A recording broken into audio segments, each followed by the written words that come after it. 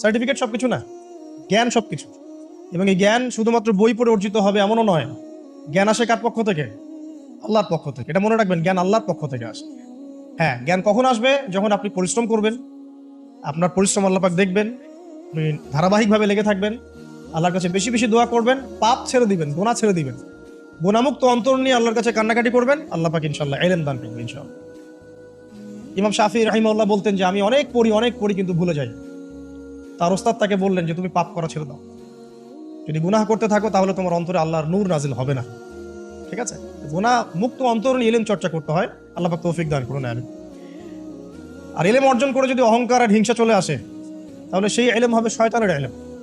শয়তান প্রচন্ড আলেম ছিল, কিন্তু ইবলিস কি ছিল? আলেম ছিল। সে কিন্তু আলেম আর আবেদ ছিল, সে ইলম অনেক অর্জন করেছিল এবং আল্লাহ পাকের প্রচুর ইবাদত করতো, কিন্তু তারপরেও কেন সে জাহান্নামী হল?